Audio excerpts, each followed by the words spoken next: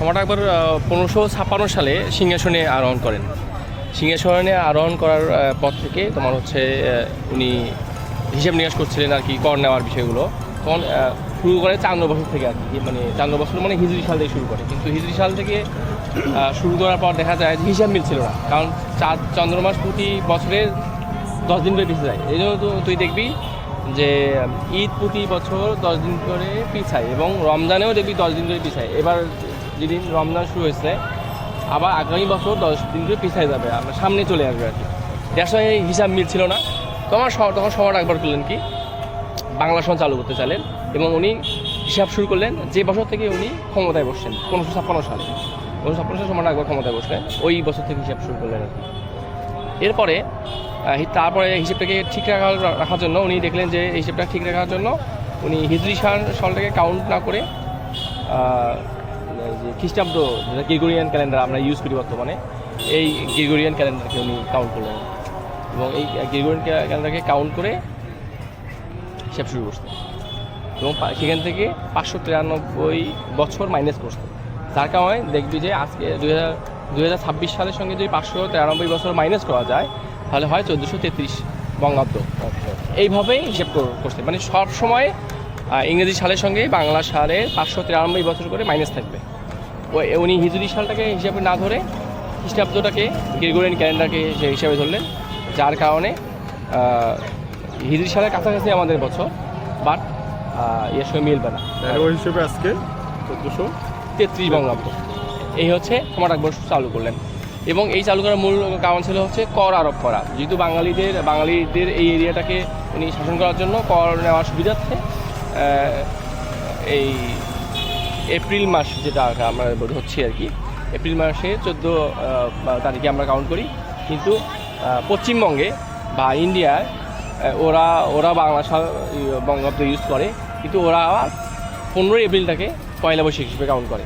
কারণ ওরা আবার ওদের পঞ্জিকা অনুযায়ী একদিন আমাদের সঙ্গে হেরফের হয়। এই জন্য আমাদের পয়লা বৈশাখ পালিত হয় মানে 14 এপ্রিল, আর পশ্চিমবঙ্গে পালিত হয় বাঙালিদের 15 এপ্রিল।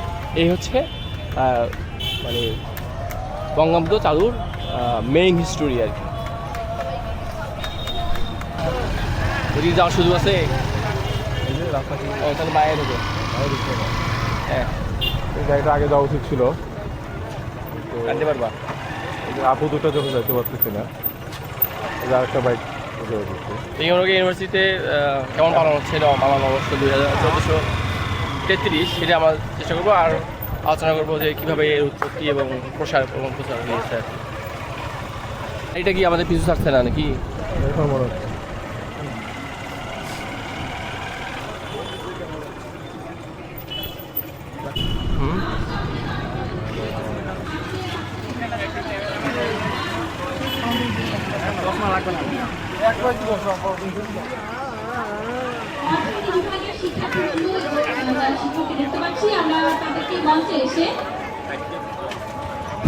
বন্ধু নূর সহ আমরা এখন বেগম ইউনিভার্সিটি থেকে আমার প্রিয় ক্যাম্পাস, যেখানে আমি 7 বছর কাটিয়েছি আর কি, অনার্স এবং মাস্টার্স, কারমাইকেল কলেজে যাচ্ছি।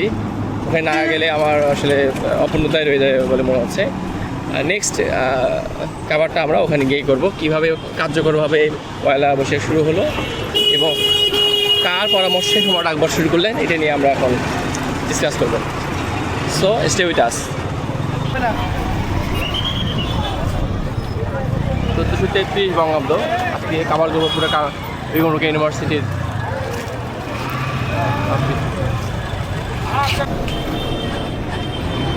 বেগম রোকেয়া থেকে কারমাইকেল যেতে একটা জিনিস আমার না দেখালেই নয়, সেটা হচ্ছে এই দৃশ্যটা, যে সারি সারি যে গাছগুলো, এগুলো যেন আরও বড়ো হবে, লম্বা হবে, কয়েক বাড়বে, আরও বেশি সুন্দর লাগবে। বিউটিফুল একটা সিনারিও আমরা পাবো। এটা রংপুরের সৌন্দর্য বদলের ক্ষেত্রে এটা খুব কার্যকরভাবে ভূমিকা পালন করবে বলে আমি মনে করছি। এটি শুরু হয়েছে পার্কের মধ্যে থেকে, যেটাকে আমরা আবু সাইদ চত্বর করি এখন, আর চলেছে একবারে লালবাগ, এটা এখন নয় রাজকুমারী পর্যন্ত চলে যাবে। তো যাচ্ছি কারমাইকেল কলেজে, ডিউ টু কাভার 1433 বঙ্গাব্দ Pohela Boishakh. So stay with us and enjoy. অবশেষে কারমাইকেল কলেজের সম্মুখে আমরা এসেছি। ঢুকলাম কারমাইকেল কলেজ, আমাদের প্রিয় ক্যাম্পাস অ্যাট লাস্ট। অনেকদিন পর ঢুকে নস্টালজিক হয়ে গেলাম, বেশ চেঞ্জ। এটা বৃন্দাবন বলে এটাকে, মেহগনি গাছের বাগান, এটাকে বৃন্দাবন বলতো। ছেলেমেয়েরা টাইম পাস করতে এই জায়গাতে, বহু স্মৃতি আছে এই জায়গাতে বন্ধু বান্ধব মিলে। অনেক বছর আগেই ক্যাম্পাস এসেছি, 16 বছর আগেই মাস্টার্স কমপ্লিট।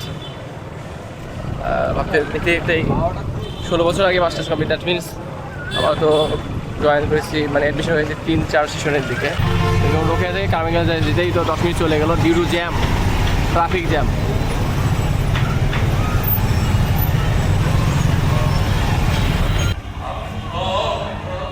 কারমাইকেল মসজিদ নামাজ শুরু হয়ে গেছে।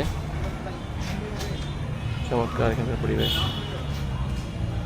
যারা কারমাইকেলে আসবেন নামাজ পড়ার জন্য চমৎকার মসজিদ এখানে আছে।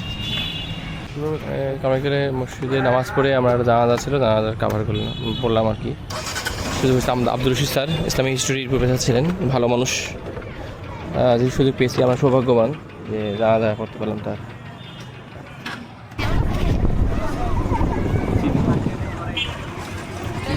পৃথিবীতে যত আনন্দ না চিরচেনা বৃন্দাবন একটু ঘুরে দেখাই।